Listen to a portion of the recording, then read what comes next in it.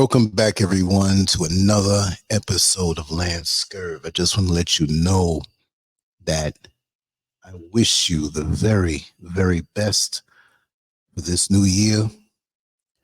And we have a lot of things to do in this new segment of our lives. But do understand that every single day is the first day of your new year. And that there will be challenges. There will be obstacles. There will be the unexpected things.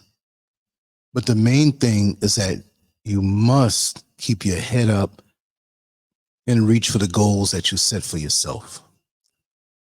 But I tell you, you will not be able to reach those goals if you don't make those goals. You see, you ever go to the supermarket and you have a shopping list. You see what is on the list, and it's so easy to pick what's off the shelf to put in your cart to bring it home. But when you just wander in a store and you have no shopping list, it is quite difficult to shop. You're all over the place. You don't know whether you want to get ketchup or mayonnaise or fish or potato chips. You don't know what you want to get. And if in shock, or welcome on in from the Dominican Republic. It's always good to see you. You know, I have been deep in the valley of metamorphosis, meaning that my changes didn't just happen on January 1st. Like I always like to say, we are the sum total of our total experiences. Those experiences are like the fingers that mold the clay. We are the clay, but these fingers mold us in a very special way. Those same fingers can mold another sculpture in a different way. It doesn't mean you're gonna create the same exact situation every time. But the bottom line is you have full right, as long as it's something righteous, to go after a goal. If it is based on something venomous towards someone else, or an envy or a jealousy to compete with someone else, if you're doing it for attention, if you're doing it for revenge, if you're doing it for narcissistic reasons, it may float for a while, and you can fool many for a time, but it will not last, because at the core, it's not a righteous motivation. So this is what I'm seeing most of the time. And for me, I decided to travel very, very light this year. I decided that technically I can say last year, we know a year is 365 days, but it was months ago. So now we're in a new year, but this is just 2 days in on a new year. So for most of us, we tell ourselves, Happy New Year. It's a new year. It's a time for change. But the bottom line, we bring a lot of old trash with us. We can't let go of the trash. We have ascended to what they say is a new year, but we're carrying around the same old trash. This is just like I said the other day. Have you noticed that if you're in the shopping mall, the supermarket, or the shopping mall, and you go and you get something to eat and you have a napkin and you wipe your face. You wipe your face and you don't see a garbage can, so you decide to hold on to that napkin. You end up looking in clothing stores, looking in electronic stores, going different places just to see what the mall is all about. And for the next 2 hours, you have this napkin that you have no use for in your hand. And you didn't realize it. And it almost had a handicapping effect on your stroll to the mall. Why? because you didn't have use of that hand, but you had a grip on it. So I don't say to throw people away. You throw their attitudes away because they burden you down when they're not sincere in their mission. And when they come around you, you get tainted. Right now, it is not selfish to say, this year is all about me. And we're not meaning that in the selfish way that people want to beat you down in subservience to their agenda.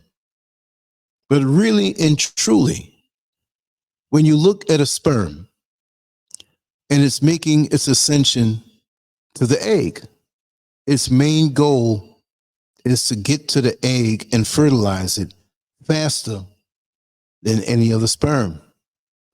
It's not saying, hey, let's travel in a pack and let's all just hold hands and get there together. No, with each sperm, it's all about them. See, I'm not telling you to be selfish.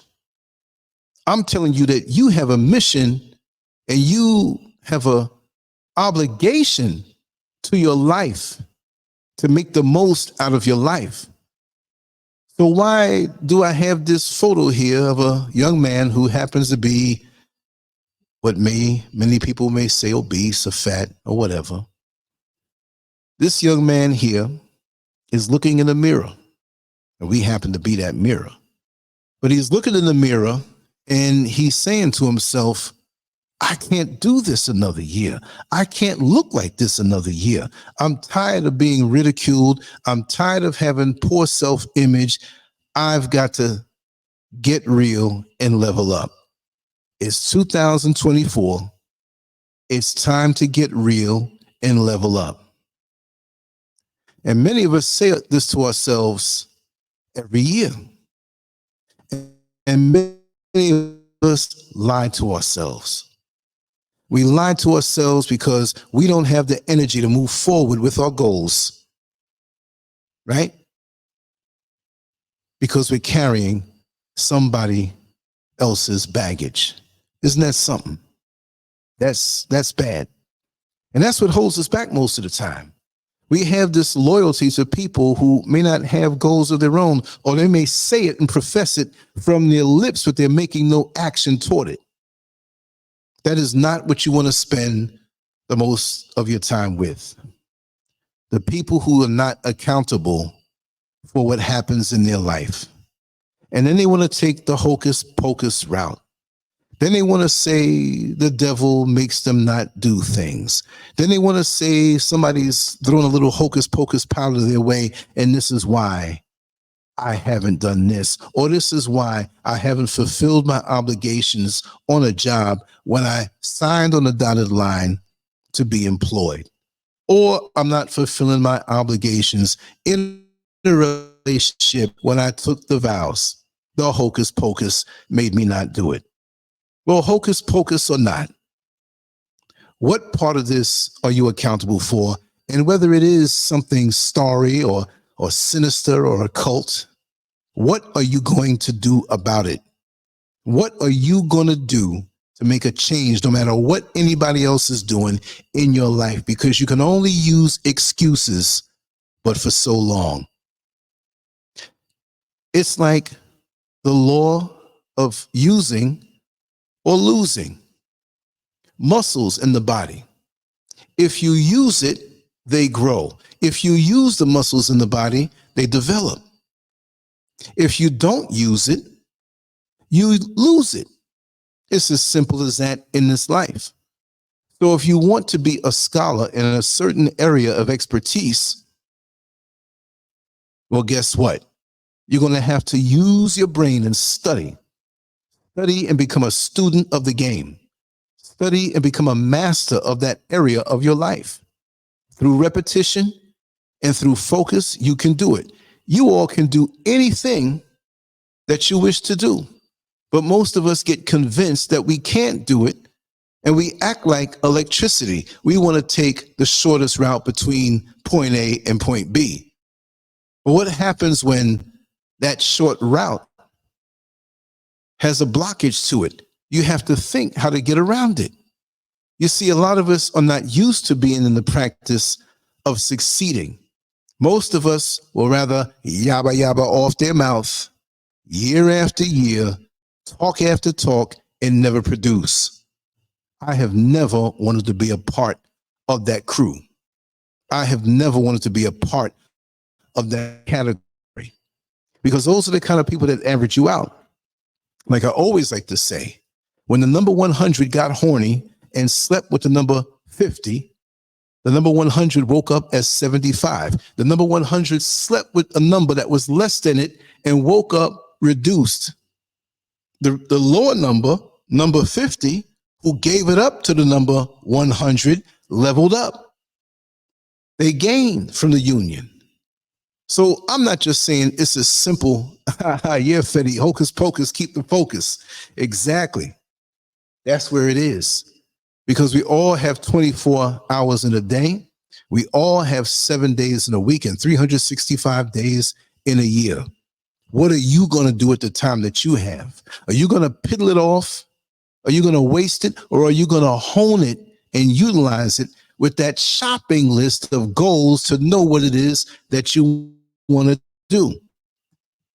We all get into that spirit. We all go in the beginning of the year and get a gym membership. I'm not saying everybody, but we have these ways of doing these things, right? So I wanted to touch on a few points where we can, in key areas for personal development, along with incremental improvement strategies, tips for staying motivated, and ways to combat negative thoughts. Because everything that you see in this world is the product of a thought. There are things being thought up now that have not manifested physically yet, but it's in the mind. This is to show you how powerful your mind is. As an artist, when I look at a blank piece of paper, I see the finished product. So it's just a matter of me filling in the blanks and shading it in. If you're built like this young man on the banner, you have to visualize. But it takes time and it takes commitment. And sometimes you're not going to do what it is that you have to do because we're creatures of habit. But when you have the habit of striving every single day, it becomes effortless. And people will say to you, wow, I don't know if I can achieve what you've achieved because I just happen to be lazy. Yes, I understand that, because if you feed lazy and invite lazy in on your mind to sleep on a lazy couch, lazy will exist in your life and you'll produce nothing but lazy. Like Mike Tyson said, you have to do something that you hate over and over again and do it like you love it. That's the formula right there. But many of us want to pick and choose and say, well, you know what? I won't go to the gym today. I want to go to the restaurant. I want to eat some of this bad food. And then the next day somebody calls, but just hang out with it. And then you fall out of habit. You have to make up your mind what you're going to do. You see, when I used to do competitive bodybuilding, I still hung out with my friends. They say, whoa, how'd you hang out with your friends and maybe go to a nightclub or two and go to a restaurant? How did you maintain your diet? How did you maintain being in shape around people who didn't live that way? Didn't you have temptation? Nope. Because when I went out with my friends, I had a sports bag full of the food that I was supposed to eat for the next 24 hours. They were not going to change that for me. If we went out dancing, well, the dancing was exercise. I didn't have a full stomach of bad food. So hanging out with my friends, I had a good time, but I had to have a discipline in a certain area of my life so I didn't fall out of form. So I made everything work for me, but I had to take care of what I had to take care of first. You see what I mean? So that's the bottom line of what that is. But I'm going to touch on a few areas that maybe if you listen to this, not that I know everything, but I jotted them down and I want to share them because they've helped me out tremendously. Number one is time management.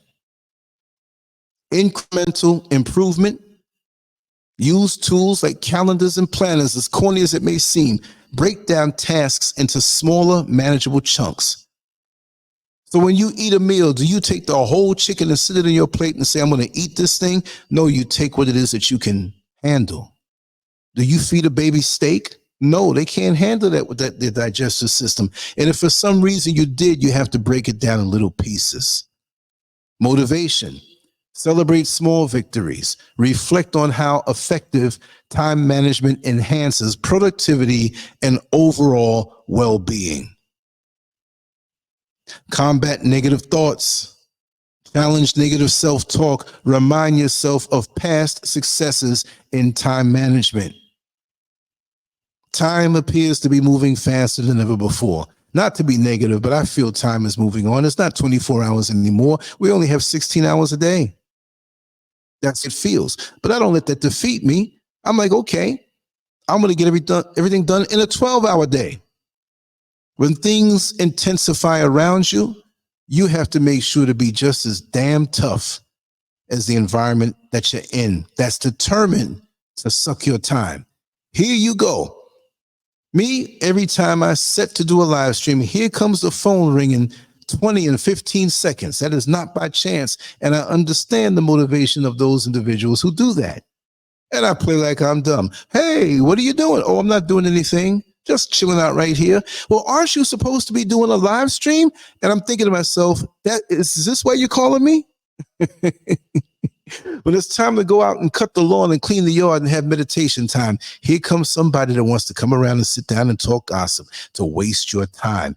We know that on this level, time is very much a real thing, but on the next levels of our existence after we transition, time really on this level is an artificial construct. It is not real. It is something that we've all agreed to abide by, because in the spiritual planes, there are no thing called time.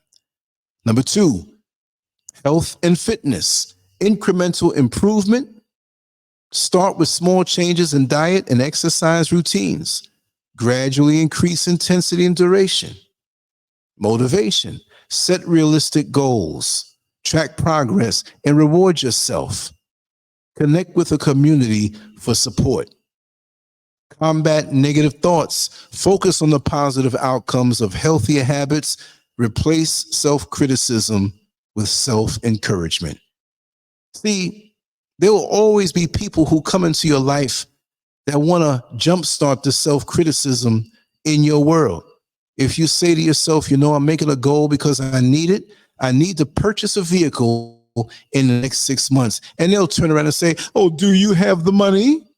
Do you have money for that? Well, evidently I plan on having money for that because I set the goal of getting the vehicle. That is indirect negativity trying to make you doubt yourself. You see what I mean? The negative thoughts, they plant seeds of that. And I don't care if it's direct. I don't care if it's a 2-step thing. They always come with this thing to grow, and you don't even know that it's you. It just pops up in your head. You think it's something else, but it's been planted. You plant a seed, it doesn't pop up right away. It takes a little time to come up. So be careful of those negative thoughts that are planted in your mind from someone else. They came from somewhere. You just don't walk around being negative, and get away from the people